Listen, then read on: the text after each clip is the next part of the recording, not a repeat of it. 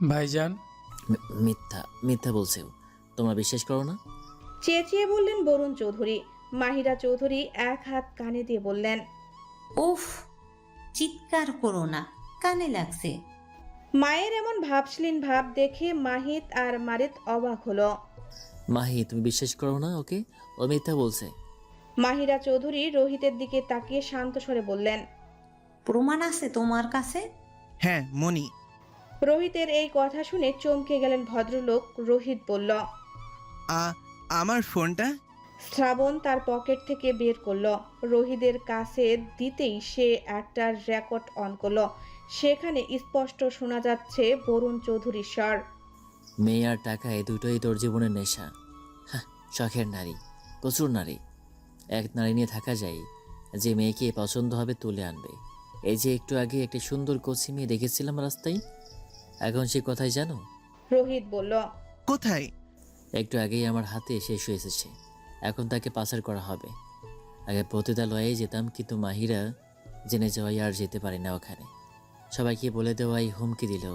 বাইরে গেলেই ড্রাইভার জুটিয়ে দিত, সাথে যেন সবাই যাই জানতে পারে। মাহিরা চৌধুরী চোখ খিচে ফেললেন। মাহিত আর মারিত হতবাক। তাদের বাবা এমন সিহ। তাই আমাকে সাথে করলে? এর জন্য করবো কেন? তুইও মজা পাবি। আজকে মজা পাসনি? রোহিত রেকর্ডটা অফ করে দিল সাথে সাথে। অরুণ চৌধুরী একদম উড়ে এসে ঠাস ঠাস করে কতগুলো চর মারল ছেলেকে। রোহিত কিছু বলল না। অরুণ চৌধুরী সোফাতে বসে পড়লেন। কেন করলে এমন ভাইজান? কেন আমার ছেলেটাকে বিপদে ঠেলে দিলে? বরুণ চৌধুরী মাথা নিচু করে ফেললেন। মারিত বলল, এসবই হরমোনের উত্তেজনা। তুমি আমাকে বলতে তোমাকে হরমোনের ওষুধ দিতাম। এমন কেন করলে? আর আম্মু, তুমি জানতে, আমাদের কেন জানাওনি? মাহিরা চৌধুরী ভেবেছিলেন বরুণ চৌধুরী ভালো হয়ে গেছে, কিন্তু তার ধারণা যে সম্পূর্ণ ভুল। ছেলের প্রশ্নের কোনো উত্তর দিতে পারলেন না তিনি। তিনি চাননি ছেলেদের কাছে তাদের বাবা খারাপ হোক। স্বামী হিসেবে ব্যর্থ হলেও যেন বাবা হিসেবে জয়ী হয়, সেটাই চেয়েছিলেন বোধহয় তিনি। কিন্তু শেষ রক্ষা আর হলো কই। হায়াত আয়াদের কানে কানে বলল, যাদের চেহারা ইনোসেন্ট লেগেছিল তারাই দেখি এক একটা আকাম কুকাম করে রেখেছে। বিশ্বাস কর, এই কাজটা মাহিরা চৌধুরী করলে আমি বিশ্বাস করতাম যে গম্ভীর চেহারা। আয়াত হেসে ফেলল। মারিত তখন বরুণ চৌধুরীর পাপের পাল্লা আরেকটু ভারী করে দিল। ভালো কথা। হানি কল করে জানিয়েছিল যে সে ওই দিন ফ্ল্যাটে যায়নি। তুমি আমাকে জানাওনি কেন সেটা? আমার পাগলামি দেখেও তোমার মায়া হয়নি? ও, তুমি তো মানুষের কাতারেই পড়ো না, মায়া হবে কি করে?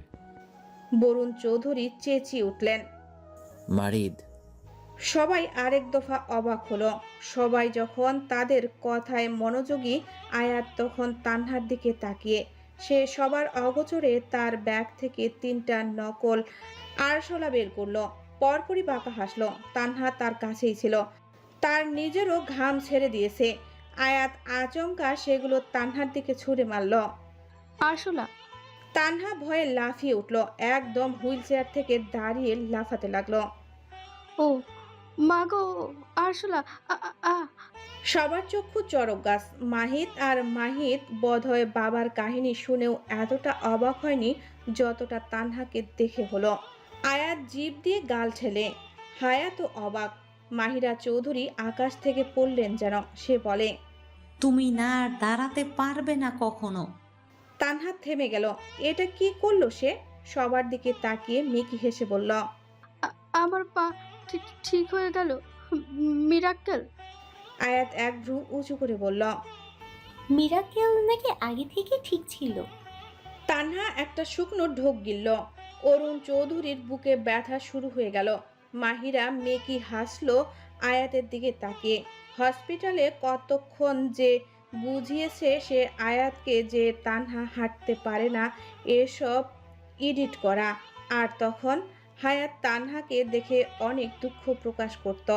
মেয়েটা হাঁটতে পারে না, অথচ দুঃখ তার হতো। কিন্তু আজ এই দৃশ্য দেখে তার নিজেকে একটা বলদ ছাড়া আর কিছুই মনে হচ্ছে না। যাদের জন্য মায়া করলো তারাই ময়ে ময়ে হয়ে গেল। মারিত হতভম্ব হয়ে বলল, তুই তো দেখি আর এক নটি। তোর ভাইয়ের থেকেও এক কাঠি উপরে তুই। অরুণ চৌধুরী বললেন, ও আবার কি করলো বাবা? কি করেনি মানে একদম ছি, এসব নোংরা নোংরা ছবি, ভিডিও আর রেকর্ডিং পাঠাতো হানিকে, তুমি বিশ্বাসও করতে পারবে না। শ্রাবণ মুখ কুঁচকে বলল। ইসলে সবিয়ান। মারিদ বলে উঠল। আরে না ভাই, এডিট করে আমার ছবি বসিয়ে এরপর দিত। রেকর্ডিংটা শুনলে ভাই তুই উত্তেজিত আয়াত মারিদের হাতে জোরে চিমটি কাটল। মারিদ আউস করে উঠল। সে কি বলতে চাচ্ছিল সবার সামনে? সি! মারিদ খুক খুক করে কেসে বলল। মানে অনেক অশ্লীল আর কি। মাহিদ তখন বলল। এখন এটা বলিস না যে শিক্ষাটা আমার বাপ দিয়েছে। তানহা মিনমিন করে বলল। বড় আব্বু ছবি তুলে দিত আর ভাইয়া এডিট করে দিত। ব্যাস, ধুম করে একটা বোম পড়ল যেন। সবাই আস্তাক ফেরুল্লাহ বলে উঠল। হায়াত হাসি আটকানোর সর্বোচ্চ চেষ্টা করতে লাগলো। আহ, কি সুন্দর কথা বলল, কিন্তু হাসি আটকাতে গিয়ে আরেকটা বিপদ হলো। বায়ু দূষণের শব্দে সবাই ভরকে গেল। রেন নাকে হাত দিয়ে বলে উঠল। ইস ছি, কে করলো এই কাজটা? কি বাজে গন্ধ। এক একজনের দিকে চাওয়াচাওয়ি করছে। বেশি মানুষ থাকলে এই এক সুবিধা। কে যে করেছে বোঝা যায় না। হায়াত এদিকে ওদিকে তাকাতে লাগলো, নাকে হাত দিয়ে তাল মেলালো। কি বাজে গন্ধ! নিশ্চয়ই মাহিদ স্যারের কাজ। চেহারাও গম্ভীর সাথে। মাহিদ ধমকে উঠল। হাই চুপ, বাজে কথা শুধু। এই যে দেখেছেন, খেপে গেল, মানে উনিই করেছেন। হায়াতের কথা শুনে মাহিদ রক্তচক্ষু নিক্ষেপ করলো। সেই মুহূর্তে রোহিত জোরে শ্বাস টেনে বলে উঠল। I know this smell. হায়াত করেছে এটা। এমন একটা কথার জন্য হায়াত প্রস্তুত ছিল না। মাহিদ ভ্রু কুঁচকে বলল। এতটা শিওর কিভাবে? রোহিত হেসে বলল। ও সবকিছু আমার পরিচিত। আম অবসেসড উইথ হার। ওর বায়ুদূষণের গন্ধটাও আমার পরিচিত। দীর্ঘদিন ধরে ওকে আমি স্টক করি। হায়াত কিংকর্তব্য বিমুখ হয়ে গেল। রেন খ্যাক খ্যাক করে হাসতে লাগলো। সবাই হেসে ফেললো এ কথায়। হায়াত বুঝলো না এমন স্টকারের মানে। আর তুই বুঝিস ভালো কথা, তোর সবাইকে জানানো লাগবে কেন? হায়াত লজ্জায় লাল হয়ে গেল। আয়াত নিজেও হাসছে। মারিদ হাসতে হাসতে বলল। এমন এমন স্টকার প্রথম দেখলাম যে পাদের গন্ধ বলে দিতে পারে। এটা হলে চৌধুরী বাড়ির ছেলে, সাবাস। আকাশে মেঘ জমেছে, বৃষ্টি এলো বলে ঝড়ো হাওয়া শুরু হয়ে গেছে বাহিরে। হলরুমে সবাই থমথমে মুখে বসে রয়েছে। আয়াত তখন বলল। আমার মাকে আপনি খুন করেছেন তাই না মিস্টার বরুণ চৌধুরী? বরুণ চৌধুরী চমকে গেলেন, বলে উঠলেন। আমি? মহিমাকে আমি মারবো কেন? আমি তো জানতামই না মহিমা বেঁচে আছে। ভরকে গেল সবাই। মারিদ কপাল কুঁচকালো। নামটা হায়াতও বলেনি তাকে, জিজ্ঞাসা করা হয়নি আর। সে তাই জিজ্ঞাসা করল। মহিমাকে? মারিদ বলল। ও তুই তো জানিসই না। মারিদ একে একে সব বলল। মাহিদ চোখ বড় বড় করে ফেলল। হায়াতের দিকে তাকালো সে। হায়াত নিজেও মনে হলো চমকে গেছে। সে কিছু বলতে নিলে আয়াত তার হাতটা চেপে ধরল। হায়াত আয়াতের দিকে তাকালো। আয়াত কিছু বলতে বারণ করলো। হায়াত একটা শুকনো ঢোক গিলল। কি বলবে আর সে তো অলরেডি বলেই দিয়েছে। রোহিত হো হো করে হাসতে লাগলো। অরুণ চৌধুরী বললেন। হাসছো কেন নির্লজ্জের মতো? Like crazy.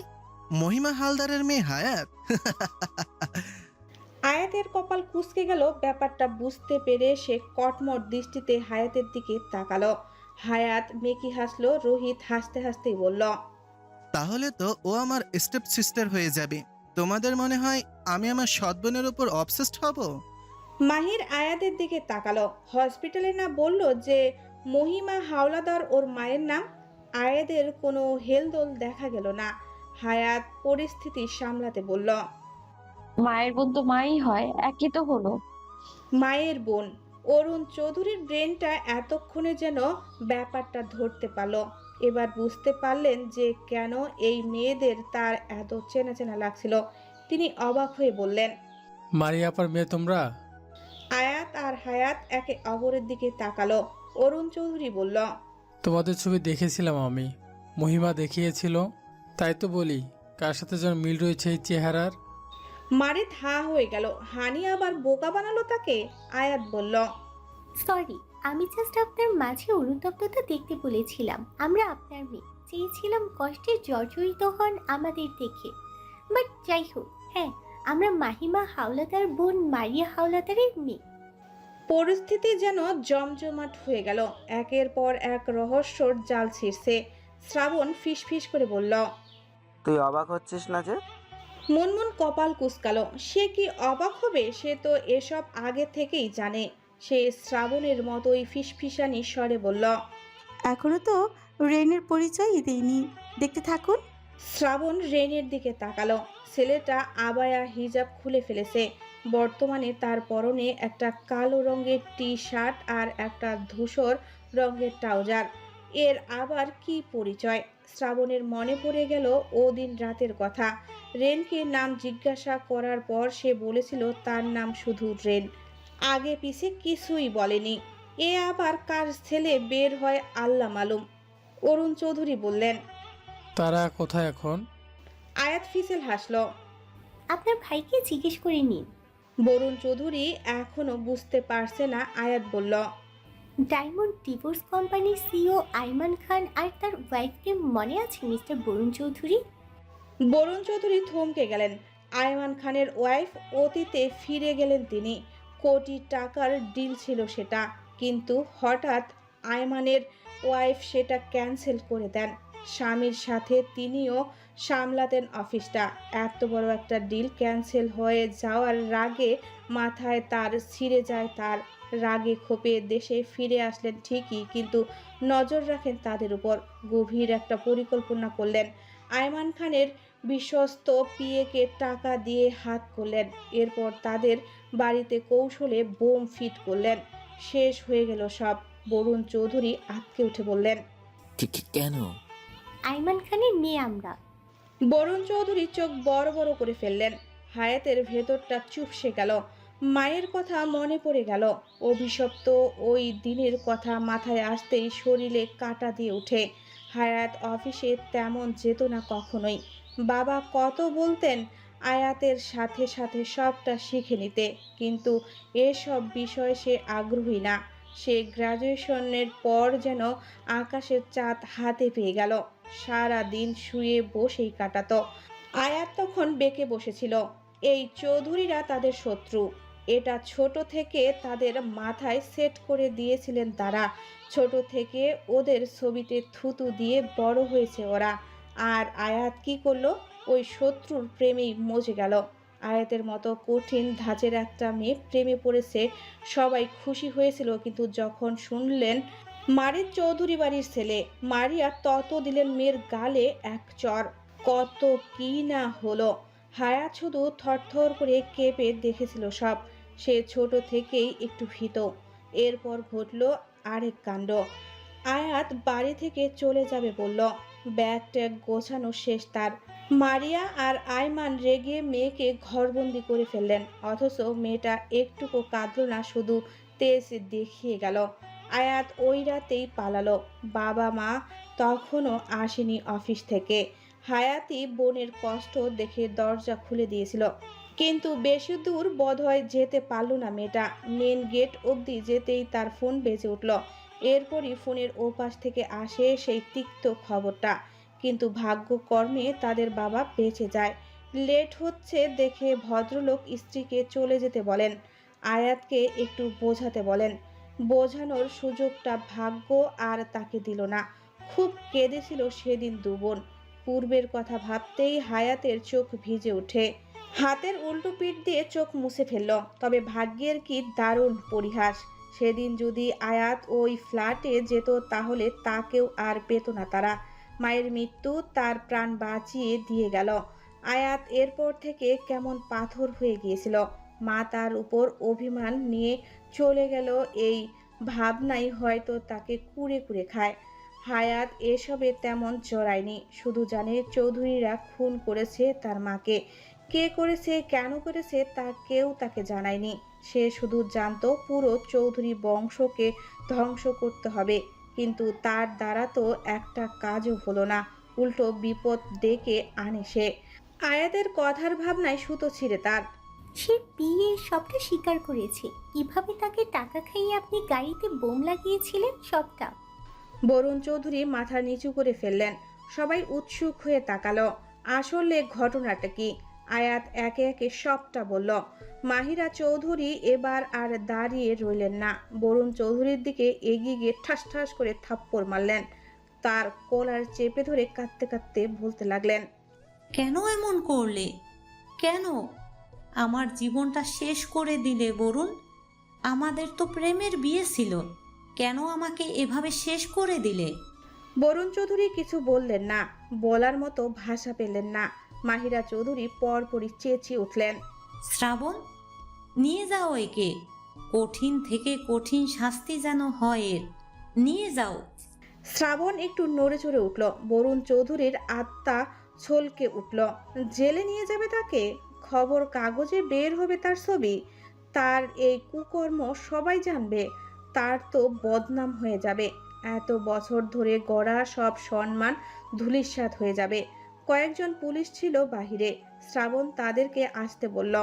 তারা এসে প্রথমে বরুণ চৌধুরীকে ধরলেন, এরপর রোহিতকে হ্যান্ডকাপ পরাতে নিলে রোহিত ঝাটকা মেরে ঝুঁকে নিজের জুতোর ভাঁজে গুজে রাখা বন্দুকটা নিয়ে তাক করল। চমকে উঠে দাঁড়ালো সবাই। রোহিত চেঁচিয়ে বলল, বাঁচতে চাইলে যেতে দাও আমাকে। সাথে সাথে তার দিকে বন্দুক তাক করলো পুলিশ অফিসাররা। রোহিত ফিসেল হাসলো। আচমকা মুনমুনের হাত টেনে তার মাথায় বন্দুক ঠেকায় সে। শ্রাবণ চমকে উঠল।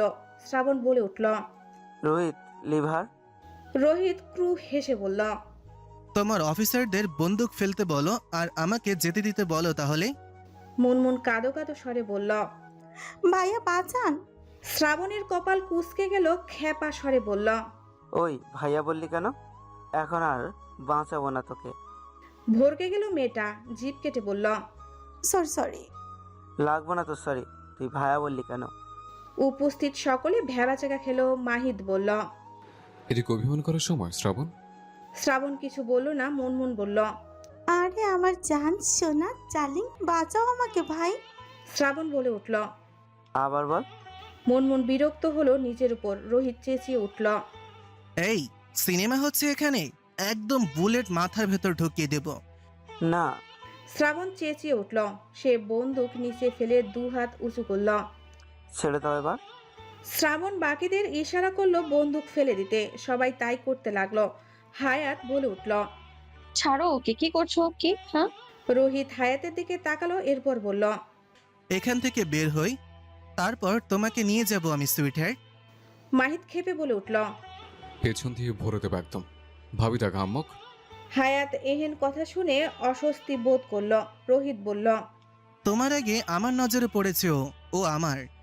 রোহিত বলছে আর এক পা করে দরজার দিকে এগোচ্ছে। শ্রাবণ বলে উঠল, আরে রিভলভার ফেলে দিলাম তো, ওকে ছাড়ো।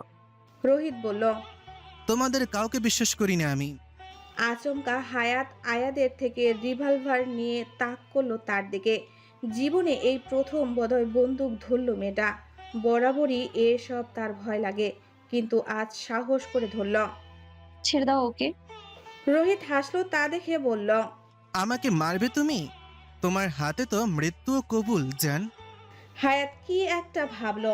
আচমকা সে নিজের মাথায় বন্দুক ঠেকালো। রোহিতের হাসি উবরে গেল।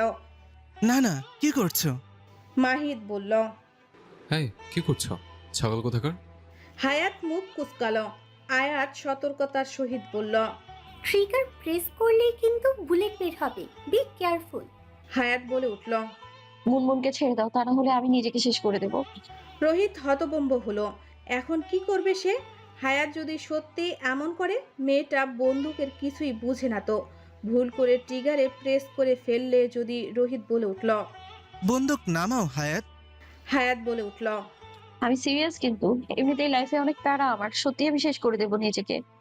রোহিত একটা শুকনো ঢোক গিলল। মেয়েটা একদম সঠিক চাল চালল।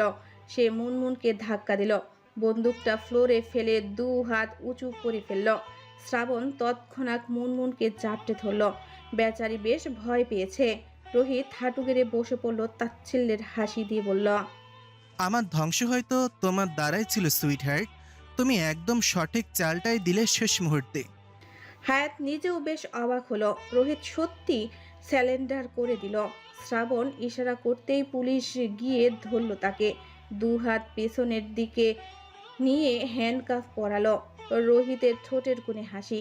তাকে নিয়ে যাওয়ার সময় সে জোরে চেঁচিয়ে উঠল, ফাক ইউ বেবি, আমি আবারও ফিরবো, রিমাইন্ডার ইট। হায়াত চোখ খিচে ফেলল। মাহিত খেপে গিয়ে যেতে নিল। শ্রাবণ বলল, রিমান্ডে নিয়ে ডিম থেরাপি দিলেই সিধা হয়ে যাবে, এখন কিছু করিস না আর। অরুণ চৌধুরী হাহাকারের সুরে বললেন, তোমার অভিশাপ লেগে গেল মহিমা।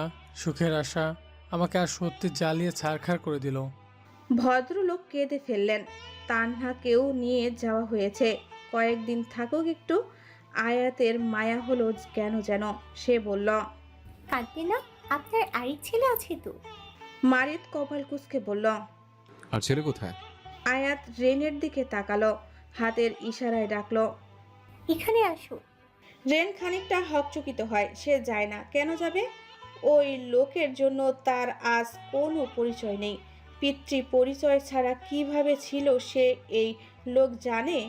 মাহিত মুখ কুঁচকে বলল। এখন এটা বলো না যে রেনি। মাঝপথেই বলল আয়াত। হ্যাঁ, রেনি সেই ছেলে। মাহিত বিশ্বাস করলো না। সে বলল, বললেই হলো, ও দেখতে তো একদম বিদেশিদের মতো। হ্যাঁ, এটার সায়েন্সটা আমরাও জানি না আসলে। মাহিমা আন্টিও অবাক হয়েছিলেন। অরুণ চৌধুরী খানিকটা অস্বস্তি নিয়ে বলে উঠলেন, আমার মা বাঙালি ছিলেন না, তাই হয়তো। মারিদের টনক নড়ল। আসলেই তো, তার দাদি তো ফরেনার ছিল। যদিও তারা সরাসরি দেখেনি, বাট ছবিতে তো দেখেছিল। মারিদ হু হা করে হাসতে লাগলো, বলল, এটাই হলো সায়েন্স। আয়াত চোখ গরম করে তাকাতেই মারিদ চুপ হয়ে গেল। অরুণ চৌধুরী কি বলবে বুঝতে পারলেন না। রেনেরও অস্বস্তি হচ্ছে।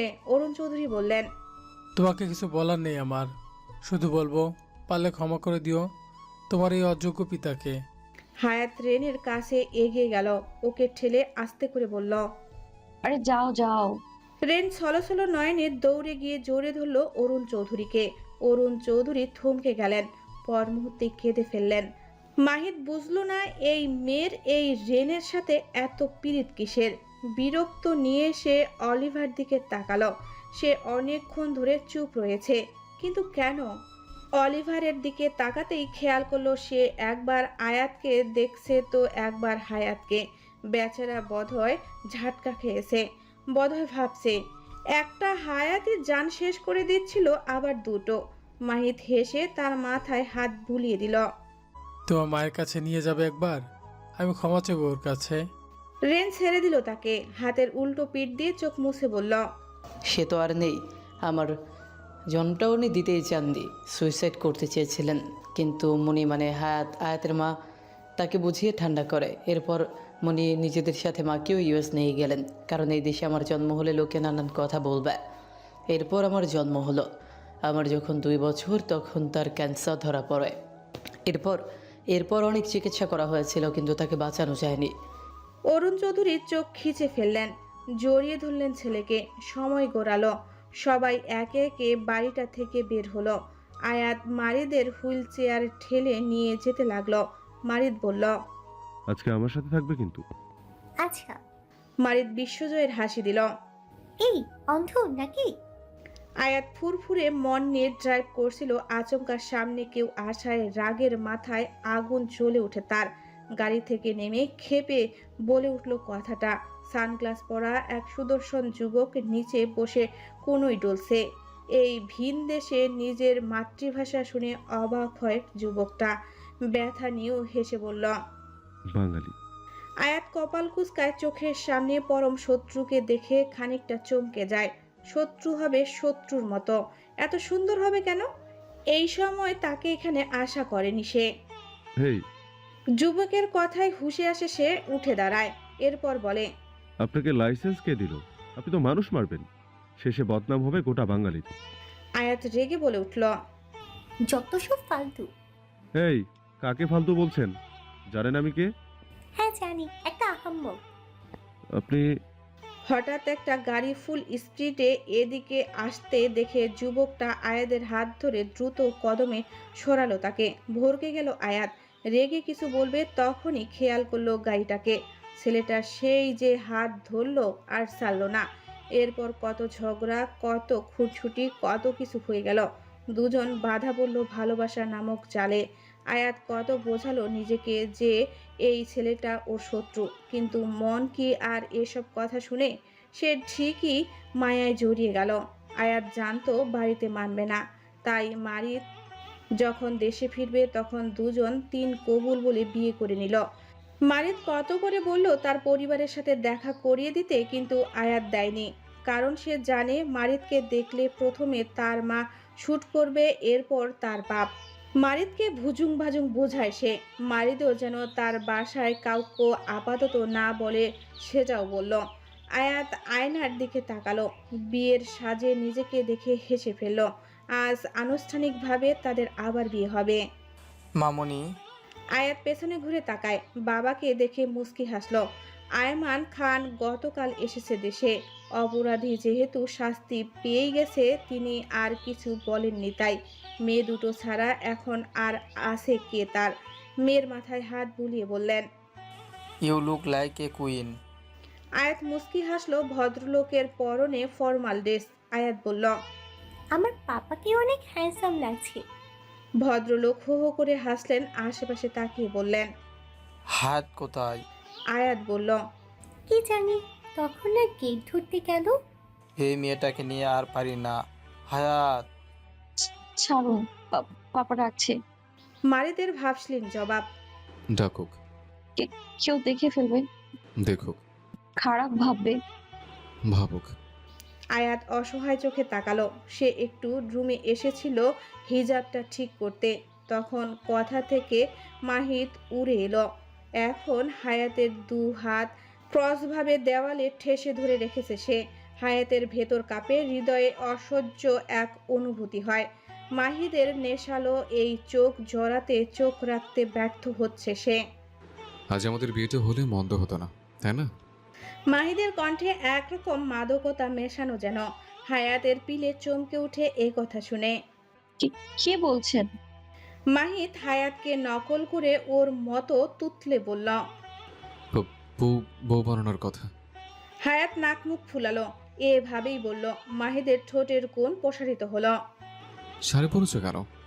এখন যদি কিছু একটা ভুল হয়ে যায় কি করবে? হায়াত আচমকা কাদার সুর দিল। এই বোধহয় কেঁদে ফেলবে। মেয়েটা এত ভীতু। উফ, মাহিত বলল। কাটলি চুমু খাবো এখন। হায়াত থেমে গেল। মাহিত হাসলো তা দেখে। সে হঠাৎ বলে উঠল, এই, তোমার বয়স তো 27 তাহলে ওই দিন মিথ্যে বললে কেন? কিন্তু তোমাকে থেকে বোঝাই যায় না তোমার বয়স 27। রহস্য কি? হায়াত কিছু বলল না। সে এখন মজার মুডে নেই। তার ভেতর কাঁপছে।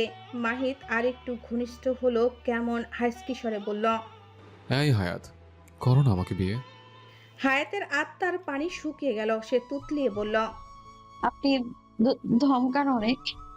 মাহিত হাসলো। সে ওর গালের সাথে গাল ঘষে বলল, বিয়েটা করেই দেখো না, অনেক আদর করব, অনেক। মাহিদের চাপদারি গালে লাগতেই মেয়েটা কুকড়ে গেল। লজ্জায় কিছু বলতে পারল না। মাহিত প্রশ্ন করলো তখন, করবে বিয়ে? হায়াত চোখ খিচে দুদিকে মাথা নাড়ল। করবে না। মাহিদের রাগ উঠে গেল। ক্ষেপে বলল, কেন? আমি কি খারাপ? না বললে কেন? বললাম তো ধমকাবো না। অথচ ধমকাবে না কথাটাও সে ধমকেই বলল হায়াতকে। হায়াত কাচুমাচু করে বলল, এটাও তো ধুমকেই বললেন। আপনার অনেক রাগ। মাহিত হতভম্ব হলো নিজের কাজে। আসলেই তো। একটু গলা খাকারি দিয়ে বলল, তুমি ধমকানোর কাজ করো কেন? আচ্ছা যাও, আর ধমকাবো না। হায়াতের নাকটা সুরসুর করে উঠল হঠাৎ। সে জোরে একটা হাসি দিল, একদম মাহিদের মুখ বরাবর। মাহিদ চেঁচিয়ে উঠল, এই মেয়ে, কি করলে? মাথায় সমস্যা, ইডিয়েট? মাহিদ ওকে ছেড়ে পকেট থেকে টিস্যু বের করে মুখ মুছতে লাগলো। হায়াত সরু চোখে তাকিয়ে তার দিকে। মাহিদ হায়াতের দিকে তাকাতেই থমকে গেল। শিট! আবার চেঁচিয়েছে সে। সে কিছু বলতে নিলে হায়াত বলল, থাক, আপনি আর ধমকাবেন না, এটাই তো বলবেন। মাহিদ একটু নড়ে চড়ে অসহায় স্বরে বলল, আসলে অভ্যাস তো, আর ধমকাবো না। হায়াত বলল, করবো না আপনাকে বিয়ে। ধমকাবেন না বলে এক্ষুনি দুবার ধমকালেন। দেখি সরুন। হায়াত চলে যেতে নিলে মাহিদ ওর হাত ধরে ওকে হ্যাসকার টান মারল। এরপর বলল, কলেজে তো খুব বড় দেখছে। এক জীবন আমার ধমক শুনে কাটিয়ে দিতে খুব অসুবিধা হবে না তোমার? সবাই তো ভালোবেসে শুনে কাটায়, তুমি না হয় আমার ধমক শুনে কাটালে মিস পান্টা। হায়াত মুখ ফুলালো, বলল। আমি পান্ডা হলে আপনি সান্ডা। মাহিদ হেসে ফেললো, বলল। চলো তাহলে বিয়ে করে পয়দা করি আন্টা। হ্যাঁ? ইয়েস, কাজই তো আছে। হায়াতকে কিছু বলার সময়টাও দিল না আর সে। আয়াত আর মারিদের কবুল পড়ানো হতেই মাহিদ বলে উঠল। শুরু করুন। এমনভাবে বলল যেন আগে থেকেই প্ল্যান করা ছিল সব। মাহিদ বাঁকা হাসলো, মারিদ বলল। রাজিটা আগে করালেই তো পারতি। যে শ্বশুর জুটছে, তোদের বিয়েটা আগে হয়েছিল বিধায় মেবি ভদ্রলোক মানছে, দেখে তো তাই মনে হচ্ছে। আবার আরেক মেয়ে দিবে, হাস্যকর। এটাই পন্থা একমাত্র। আয়মান খানের সত্যি পছন্দ হলো না, তিনি হায়াতকে বললেন। দুনিয়া কি ছেলের অভাব ছিল যে চৌধুরী বাড়ির ছেলেই পছন্দ হলো তোমার? হায়াত কিছু বলতে পারলো না। মাহিদ তখন কেমন গটগট করে বলতে লাগলো হায়াত নাকি তাকে ভালোবাসে, একটু আগে নাকি সে হাত কাটতে গিয়েছিল, তার বাবা মানবে না এই ভয়ে। হায়াত আকাশ থেকে পড়ছিল তখন সেসব শুনে। মাহিদ হাত চেপে তাকে কিছু বলতে নিষেধ করে। মেয়েটা বোকা বনে গেল, বাবাকে কি বলবে বুঝতে পারছে না। কাজী এলো তখন, তাকে আর কিছু বলতে হলো না। 3 কবুল বলে হয়ে গেল বিয়ে। আয়াত ওইদিকে বাবাকে সামলালো, বলল। আমি থাকবো তো ওখানে। হায়াত এমনিতে অনেক ছেলে মানুষ বাবা, আমি থাকলে ওর জন্য সুবিধা হবে। আর মাহিদ খারাপ ছেলে নয়, যারা খারাপ ছিল তারা জেলে। তোমার মায়ের খুনির ছেলে ওরা, ভুলে যাব না, রক্ত কিন্তু এক। ওরা তো খুন করেনি বাবা। এই খুনের সাথে যদি মাহিদ 1%ও যুক্ত থাকতো, আমি ওকে ডিভোর্স দিয়ে দিতাম। আয়মান খান কিছু বললেন না। আয়াত জড়িয়ে ধরল বাবাকে। এইভাবে মুখ গোমরা করে বিদায় দেবে? ভদ্রলোক মৃদু হাসলেন, মেয়ের মাথায় হাত বুলিয়ে বললেন। তোমরা ছাড়া আর আছেই কি আমার? তোমরা দুজন আমার 2 কলিজা। মামুনি, হায়াত নাকি 1 হাত কাটতে গিয়েছিল। আমি কি এত নিষ্ঠুর বাবা? ওই ব্যাপারটা খারাপ লেগেছিল আমার, তাই রাগ হয়েছিল। আয়াত বলল। তুমি তো জানো ও অনেক অবুঝ, কখন কি করে না করে খেয়াল থাকে না। ওই যে তুমি বললে না খুনির ছেলে, সেও তাই ভাবছে হয়তো, যে এই জন্য মানবে না। ভদ্রলোক একটা দীর্ঘশ্বাস ছেড়ে বললেন। তোমরা সুখে থাকো, আমি এটাই চাই শুধু। হায়াত আর আয়াতকে স্টেজের দিকে নিয়ে যাওয়া হলো। তাদের দেখে মাহিদ আর মারিদ দাঁড়িয়ে বলল। বিয়ের প্ল্যান আগে থেকেই ছিল মাহিদের, তাই বিয়ের কেনাকাটার সময় আয়াতের জোড়া লেহেঙ্গা তার জন্য কেনা হয়, সেসব নিয়ে এসেছিল সে। বর্তমানে হায়াতের পরনে সেই লেহেঙ্গা, মাহিদের পরনে শেরওয়ানি, হায়াতের মাথায় লাল টুকটুকে হিজাব জড়ানো। আশ্চর্য, আজ আয়াতও হিজাব পরেছে। ওদের কনফিউজ করতে হবে হয়তো। মাহিদ আর মারিদ একে অপরের দিকে তাকালো, এরপর দুজনে হাসলো। ওরা স্টেজের কাছে আসতেই মাহিদ আর মারিদ জায়গা বদল করলো। নেহাতি তাদের চেহারা আলাদা, না হলে তারাও এই সুযোগটা নিত। এদিকে হায়াত আর আয়াত ওদের জায়গা বদলাতে দেখে চমকে গেল। বুঝলো কি করে? মাহিদ আর মারিদ ওদের হাত বাড়িয়ে দিল ওদের উদ্দেশ্যে। দুজন হতভম্ব হয়ে হাত ধরে উঠে এলো স্টেজে। মাহিদ হায়াতের দিকে তাকিয়ে মিষ্টি হেসে বলল। হ্যালো ওয়াইফি। হায়াত লজ্জা পেল বেশ। মারিদকে তার আগে থেকেই পছন্দ ছিল, এ কথা কি সে জানবে কোনোদিন? সে কি জানবে এটা যে মারিদের সাথে ছবি দেখেই আজ থেকে 3 বছর আগে সে তার প্রেমে মজেছিল? আদৌ কোনোদিন জানবে এটা যে মায়ের থাপ্পড়ের ভয়ে সে মাহিদকে ভুলতে চেয়েছিল বাট পারেনি? হায়াত মুস্কি হেসে বলল। Hello husband. মারিদ হকচকায়, এক ভ্রু উঁচু করে সে। হায়াত লজ্জায় চোখ সরিয়ে নেয়। ওরা পাশাপাশি বসলো। চিনলে কিভাবে? আয়াদের প্রশ্নে মারিদ হাসলো, এরপর বলল। বুঝতে হবে না কারা আমরা? আয়াত বিরক্ত হয়ে বলল। বলো না। বললে কি কি পাবো? যা চাইবে। মারিদ যেন আসমানে উঠে গেল কথাটা শুনে। সে বলে উঠল। সত্যি? তাহলে চুমু দাও এখন। আয়াত খেপে বলল। থাপ্পড় দিব একটা, বলো বলছি। মারিদের মুখ চুপসে গেল, মিনমিন করে বলল। চোখের এক্সপ্রেশন দেখে তুমি সোজা তাকিয়েছিলে, কিন্তু হায়াত এলোমেলো তাকাচ্ছিল। আয়াত বলল। বাবা, এত কিছু খেয়াল করেছো? ঘটে বুদ্ধি আছে তাহলে। মারিত অভিমানে মুখ ঘুরিয়ে ফেলল। আয়াত হাসলো, তার কানের কাছে মুখ নিয়ে বলল, আজকে রাতটা দিলে চলবে না? মারিত চোখ বড় বড় করে তাকালো, এরপর দাঁত কেলিয়ে বলল, খুব চলবে জানু। আয়াত হাসলো। শ্রাবণ আর মুনমুন স্টেজে উঠল। শ্রাবণ বলে উঠল, হাই ভাই, আমারও বিয়ে করতে মন চাচ্ছে। মুনমুন লজ্জা পেল। মারিত বলল, হ্যাঁ, তুমি বাকি ছিলে, করো করো। সবাই হেসে ফেলল। রেন হাজির হলো। Hello guys.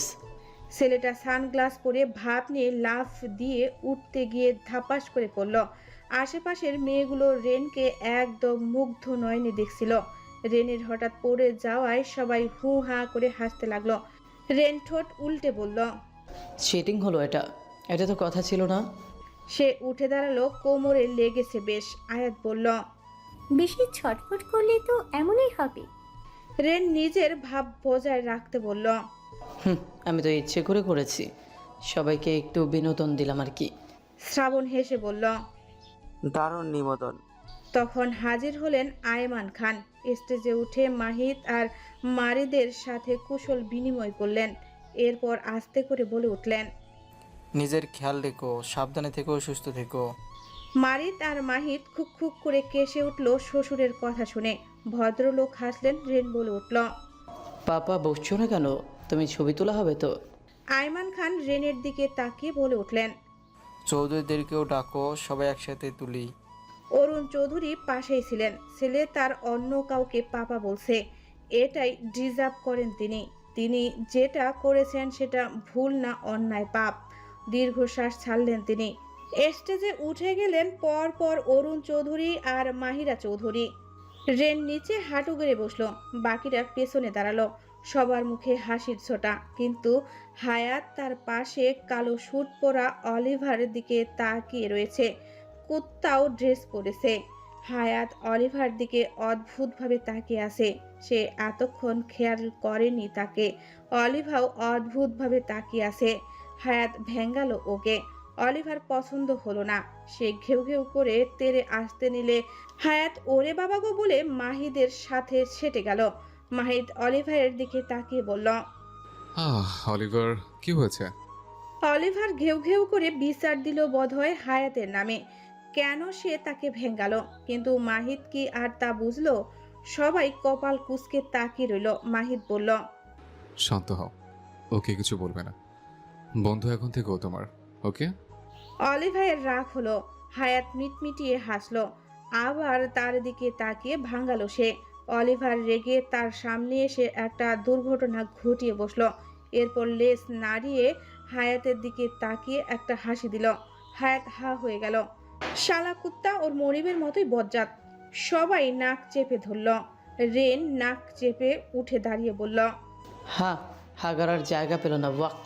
মাহিদ ক্ষেপে বলে উঠল, এটা কি করলো অলিভার? অলিভার তখন রেগে এবার বায়ু দূষণ করে ছুট লাগালো। মাহিদ হতভম্ব হয়ে গেল।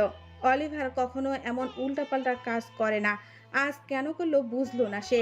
পর পর ঘাড় বাঁকিয়ে হায়াতের দিকে তাকালো। হায়াত তা দেখে সাথে সাথে বলল, আমি কিছু করিনি।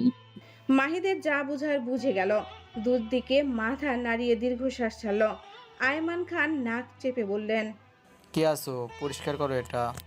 মারিদ অসহায় সুরে বলে উঠল, আরে বেচারার বোধহয় সিঙ্গেল থাকতে কষ্ট হচ্ছে, তাই এরকম একটা কাজ করে বোঝালো ওর বিয়ে দিতে। মাহিরা চৌধুরী ছেলের মাথায় মৃদু চাপড় মারলেন হেসে। মারিদ হাসলো। আয়াত নাক চেপে বলল, শাট আপ। 7 আপ। কি? ভালোবাসি। আয়াত হেসে ফেললো। মারিদও দাঁত কেলালো। রেন তখন বলে উঠল, আমার একটা কাজ মাথায় আসছে, গাইব? সবাই বলে উঠল। আরে গাও গাও। রেন গলা খাকারি দিয়ে গাইতে লাগলো, বিয়ের স্টেজেতে হেগে গেল কালো কুকুরে, পা তুলে পেতে দিল মুখের ওপরে, ঘেউ ঘেউ করে উঠল কুকুরে, তারা খেয়ে পালিয়ে গেল কোন সুদূরে। হায়। সবাই প্রথমে হতভম্ব হয়ে গেল, পরপর হু হা করে হাসতে লাগলো। সবার হাসির শব্দে মুখরিত হলো চারপাশ। ক্যামেরাম্যান এত সুন্দর একটা মুহূর্ত ক্যামেরায় বন্দি করে ফেললেন। তখন কথা থেকে যেন ভেসে এলো, হাজার স্মৃতির ক্যানভাসে আজ খুশির জোয়ার উঠল ফুলি। জীবনটাকে রাঙিয়ে নিল মেখে প্রেমের রং তুলি।